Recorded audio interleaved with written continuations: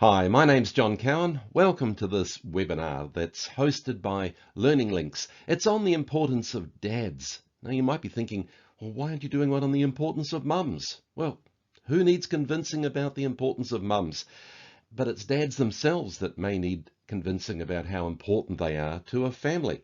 And in fact, I'm wondering whether there are any dads watching this webinar because overwhelmingly, when it comes to going to parenting seminars, attending events at schools, consuming parenting education material, dads are underrepresented.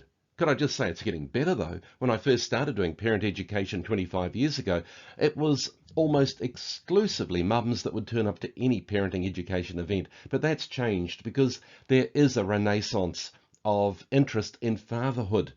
More and more men are taking their role very, very seriously. A survey showed that in recent years, mums themselves have doubled the amount of active time they spend with their kids, and dads have tripled the time. There really is an improvement and a greater involvement from dads. And so there's still an asymmetry. Dads are perhaps still underrepresented in some of the parenting tasks, but they're getting more done, they're doing it better. We just have a way to go. Stereotypes, I think, have been a problem.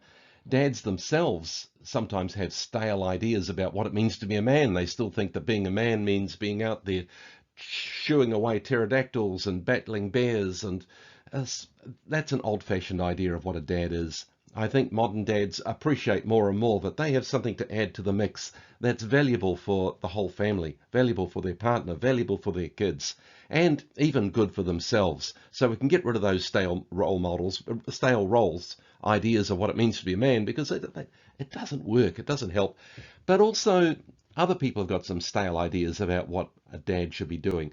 In fact, dads often get criticized. Now, dads are doing a good job at being a parent. 9 out of 10 dads are doing a good job. Well, that was actually a survey of dads themselves. But anyhow, they were confident. 9 out of 10 of them thought they were doing a good job of being a dad. But 70% of them, 7 out of 10 of them, reckoned they were criticized, mostly by their partner, but also by their children's grandparents, for being a dad, the things that they were doing. Most often criticized for the way they were doing discipline or the roughness of play and things like that. They were getting criticized. And it was interesting. The survey asked, what do you do with that criticism? The majority of men took it on board and they tried to change. But for some of them, it discouraged them. It just drove them away and caused them to retreat further from their role as a dad. The survey also said that men often feel bypassed by schools and doctors. If there's a question about the child's welfare or education, they'll bypass the dad and go to the mum. Just that automatic assumption of, what would the dad know? But anyhow, those are stereotypes. Maybe they can change as well. There's other reasons why dads hold back, and one of them is we might be a little bit scared of our infants in particular. And we perhaps don't get exposed to children as much as we're growing up. Maybe that's changing, but I think it certainly used to be true that perhaps girls were educated a little bit more in the care of infants. And I also think that they might have some innate instincts. I've got no real justification for saying this apart from I'm very sure that my wife automatically understood our kids better, automatically seemed to know what to do. So I do think that maybe some women at least have just got more intuitive understanding of children and do the task of parenting a little bit more naturally. So we get a bit scared of hurting our children, like we feel so clumsy around them, and we wonder even if we should be involved.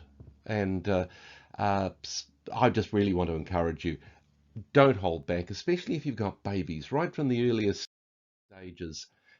Get involved with your kids, because if men step back, everyone loses. Dads really do add something to the mix. And I'm going to talk a little bit about specifically what those things might be.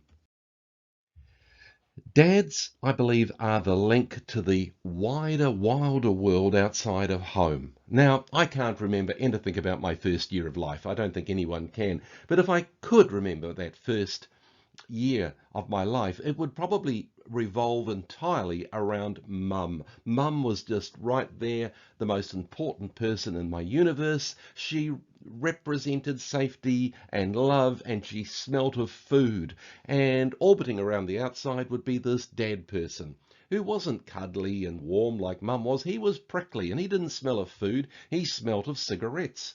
And when I felt safe with mum, but if dad got hold of me, did I feel safe? I don't know. I don't know. As I say, I can't remember, but I think many infants think when their dad gets hold of them, Mum, that man's got me again. Why? Because what do dads do with babies, especially after they get to about toddler stage? You know, mums with babies, oh, that's lovely. What do dads do? Oh, that's lovely. Let's see if I can throw you into the air. Whew, up like this. And I can just imagine the poor infants go, Mum, he's going to do it again. He's throwing me in the air. Terror, terror. But then dads catch them again, and the terror goes to, oh, that was fun. Terror, fun. Terror, fun. And I think this is what dads do very naturally. They introduce kids to the idea that life's greatest fun, greatest adventures, and also the greatest rewards lie just in that terror zone, just in that area where you're feeling a bit uncomfortable and unsafe. That's where you're going to find life's greatest treasures. And so it's dads that push swings up to shrieking height. It's dads that run with prams, dads that tend to hold little kids in the surf as the waves come in and then lift them up just at the last minute. I can definitely remember my dad rowing me out over the sea, away from the shore, and I felt so scared, but dad was there. And so it was adventure, a little bit of fear, but then great fun as well. Can mums teach these lessons about risk and adventure? Yes, of course they can, but I think there might be something in the testosterone-laced heart of a man that teaches these things more naturally. And and I think that's valuable. It just gives kids that sense of adventure that makes life so much more worth living. Now, I think dads have a particular importance when it comes to modeling masculinity to boys. Now, especially when it comes to things like handling anger.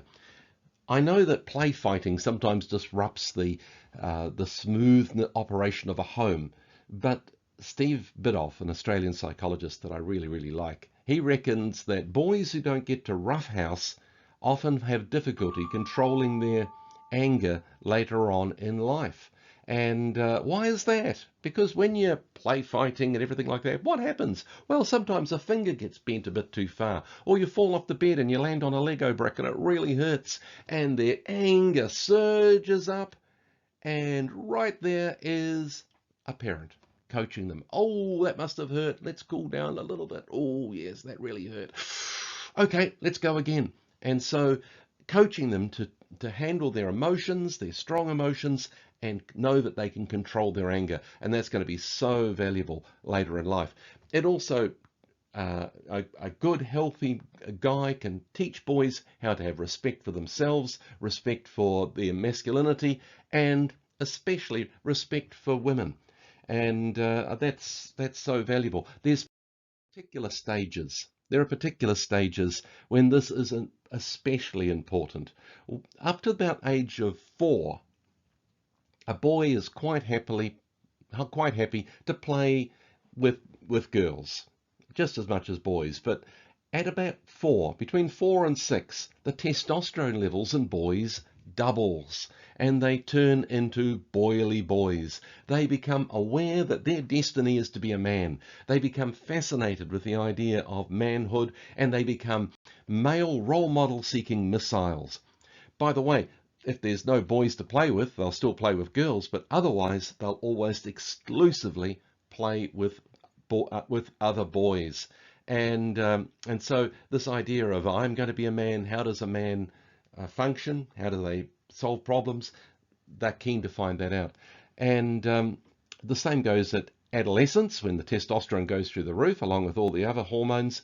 A good man there to be able to lockstep with mum to make sure that there's no gap in the discipline, but also to model to them the healthy aspects of adulthood as a man, and also at that stage when they're transitioning into maturity as well. Very important to have a man on the scene. By the way, if you don't have a man there, as I say, sometimes it's so good to be able to just have good male teachers, role models, males in your family, just to help them download that software to become good men. Dads also have a very important role with their daughters in providing them with resilience and self-esteem, which are the things that are going to keep them most safe as they head off into the world. Because I think that a girl looks to a dad to find out, who am I? I know this is almost too crude, too broad stroke to be totally accurate, but I think a girl looks to her mum to find out how to become a woman, and she looks to her dad to find out, what sort of woman am I becoming? And so the way that we reflect back to her competence, the fact that she is okay, the fact that she is worthy of respect, those messages coming from a dad are so important, and I think they carry those messages with them for the rest of their life. Now, it's perhaps particularly important in our somewhat rotten culture that tells girls awful messages like the quality of your looks determines the quality of who you are. That's such a sad, sour message. Dads can help rescue our girls from that. And it's interesting, I think as girls start to change at puberty, they especially look to their dads for reassurance. Am I becoming attractive? How am I doing? Unfortunately, it's about that stage that dads often pull back from their daughters because there are such strong taboos in our culture about inappropriate touching between guys and girls at early puberty. And so we don't roughhouse and play with them. We don't cuddle with them as much. And so here's these girls looking to the man that they love the most for reassurance. And what's dad doing? He's in retreat. And she sometimes gets the wrong message and feels judged. And so sometimes there is a bit of a crash in the relationship between dads and daughters at puberty. Dads need to find out new ways of being able to show respect and love and affection in appropriate ways that really bolster her self-esteem. And one of the most basic ways is with your mouth. Flap your tongue, make a noise and say, I love you. I just so appreciate you. I think you're wonderful. Those sorts of messages girls need to hear from their dads. And I think it's important. But you can also say it with your eyes, the way that you just go, when she walks in a room, how proud you are of her. I think those are wonderful messages. And I think that also the way you treat your daughter sets a template in the heart of how she expects to be treated well. I really like the idea of taking all your kids out on mum dates and dad dates, going out for breakfast or meeting up for lunch or something like this. We did this with our kids all the way through. But I think there's something special about when a dad takes his daughter out and perhaps they go to a restaurant or something like this and he treats her with almost exaggerated good manners and respect. I think that's setting the bar high. I think that she will be realizing, hey, I deserve to be treated well. And that's not a bad message for her to load in her heart as well. Dads, start early. If you've got a baby in your home, you've got a new mate. I just loved it when my kids were babies. I've had the advantage. I'd worked at a hospital working with premature babies before I got married, and so I was quite used to handling babies. In fact, the babies I used to handle at the hospital were tiny wee things, and so I felt really quite confident handling our children as they came along. And I benefited so much from that early bonding. And so dads, step up. Don't be afraid. Carry and hold your child. Your child is not as rugged as a rugby ball, but they're not as fragile as a flake bar.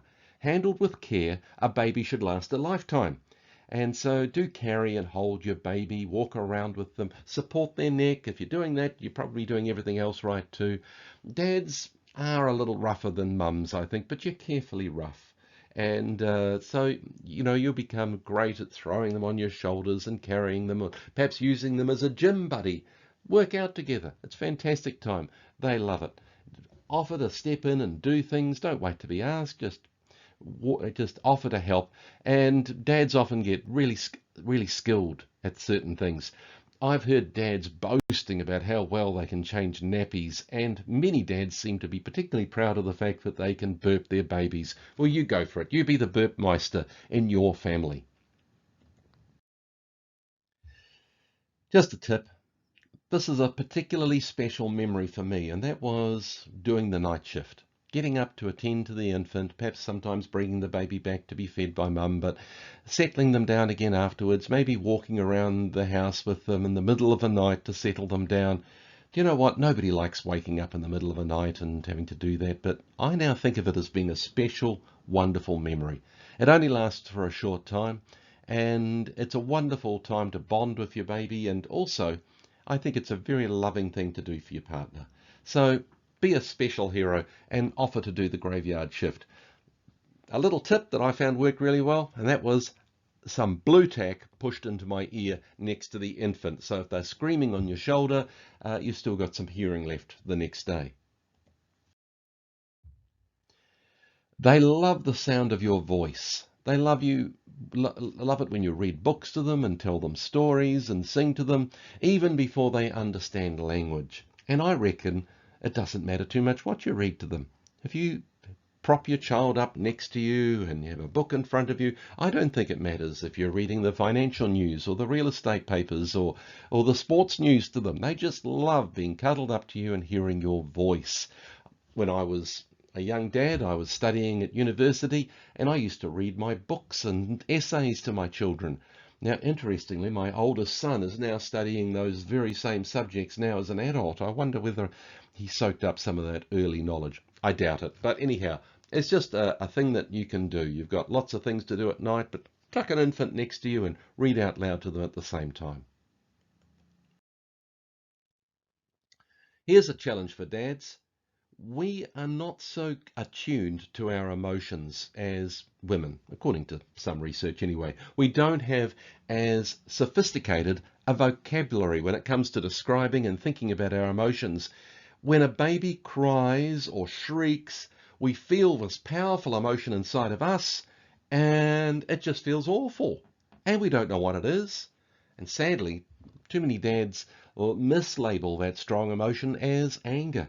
And that can be dangerous. Men can harm their infants if they don't know what that emotion is. And so, can I just warn you, don't be afraid of feeling those emotions. You're feeling empathy. Your child is upset and you're feeling upset. That's empathy. It's one of the most wonderful things about humanity is you're feeling what they're feeling, and they're doing this because they need something. Just think of a cry as a need. It's not rebellion. It's not because they're naughty. It's not because they want to keep you awake. It's because they're needing comforting, or they're wet, or they're hungry, or they're unwell. It's the only mode of communication they've got. So welcome to a whole new realm of distressing emotions. I don't think you ever get used to that. I'm sure you won't like that, but just recognize that, hey, it's part of the package. It's a wonderful package. You might not like that so much, but it's an important thing to understand. I used to go along to kindy, and I'd be the only dad there. I'd go along to parent-teacher interviews. There weren't many men there either. I'd help at school and on school trips and school camps at primary school. Again, not many men. I don't know in the decades since whether that's changed, but you may well find yourself in circumstances where you might be the only bloke there. Do you know what? Don't be afraid of that. I think they'll probably appreciate having you there. Don't be shy of it, and don't think of yourself as being unmanly just because you're in a zone where perhaps more dads should be. You're being a great dad, being part of that. Maybe you're no longer together with your child's mum, and that can be tough. Hey, better men than me have lost their relationships with their partners, so no judgment from me, but I just would urge you to stay in touch with your kids, even when it's awkward, even when they don't seem to appreciate it. It can be hard. You know, you're having these one-way conversations on the phone where they're not responding, and sometimes they'll be upset and grumpy when they come and see you because they wanted to stay with mum, and man, it takes a lot of strength of character to see this period through, and it will only be for a period of time. Do be courageous. Children benefit so much if you stay in touch. You may be absent, but you can still stay involved, and there's wonderful opportunities through technology to make that happen, even if you're some distance away from your kids. If you do have your kids only occasionally, resist the temptation to be a Disneyland dad. By that I mean buying them lots of treats and expensive presents and doing fantastic activities with them. They also need to see you in normal mode. They need to work alongside you doing chores. They need to amuse themselves while you're still doing some work. They need a normal parent. A good parent, yes, making special memories with them, but you don't always have to be just the entertainment officer. And it's certainly not some competition with your ex that you have to win. Be a good dad, but be a normal dad. Step step parenting may be the biggest challenge anybody ever takes on, and it's often a mystery why it's so hard.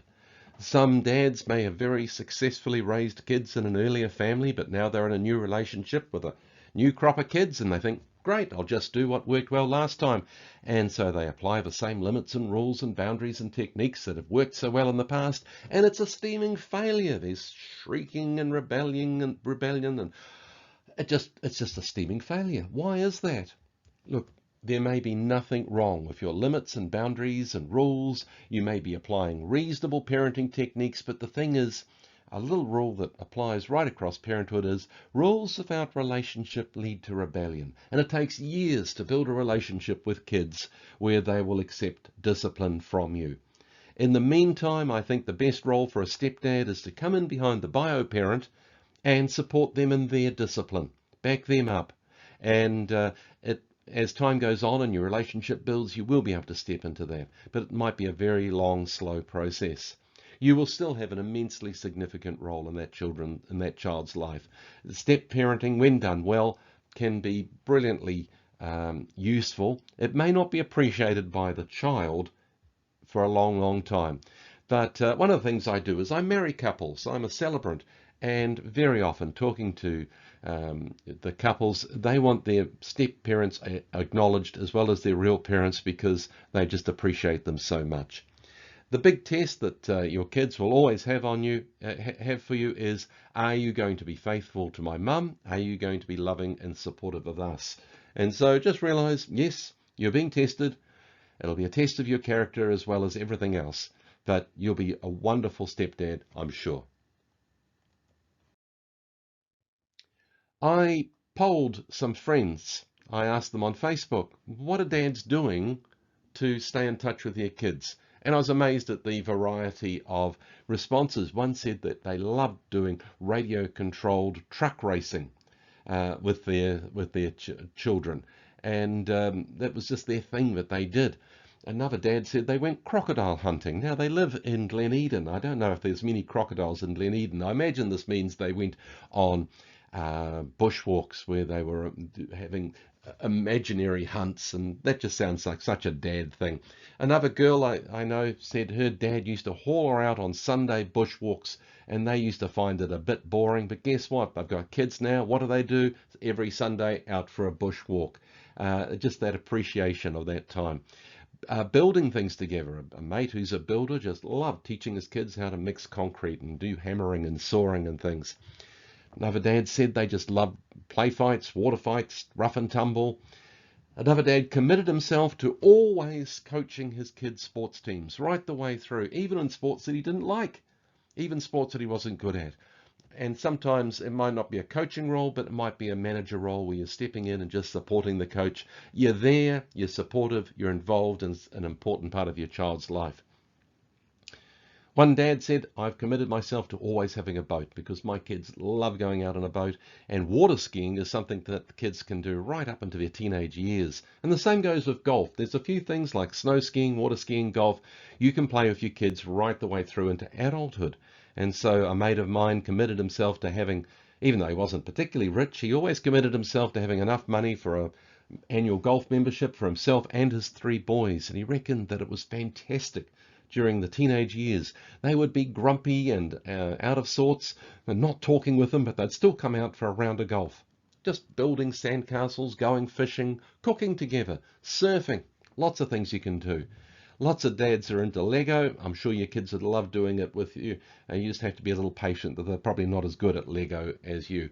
Myself, I love getting those models, model aeroplanes and things. I'd take out a small mortgage to buy one of those sets with hundreds of parts, and just a wonderful time, especially with my boys, building these models together. Not a lot of talking, just, can you see part 312B, and stop sniffing that, and just gluing these things together. Wonderful time.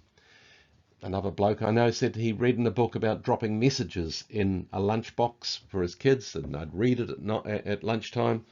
Actually, a mate of mine, Pio, said he tried that. He couldn't think of what to say on the message. The first one just said, "Eat your lunch," but he said he got better at it. I mentioned before, I love the idea of dating your kids. That can be especially good. And also, claim bedtime. That can be a special time that you have with your kids, where you have some silly little games, read a story, have some cuddles, perhaps sit there with the lights out, just having a little chat just as they settle down. A wonderful time. So be creative as a dad. The best way of relating to your kids will probably come out of your own creativity and your own heart. You know those kids so well. Experiment. If something doesn't work, try something else. Finally, love your spouse. I reckon that a secure, loving couple just provides a wonderful environment for kids. Hey, if you are parenting on your own, I just want to reiterate, you can do a great job on your own, but loving your spouse, I think, just provides that extra degree of security and creating a happy environment for your kids to grow up in. Thank you so much for watching this webinar. Thank you also to Learning Links, and if you've got any questions, email me, or you might like to suggest a topic that I could cover off in one of these webinars. Thank you so much, and I'll catch you again. Thanks for watching. Cheers.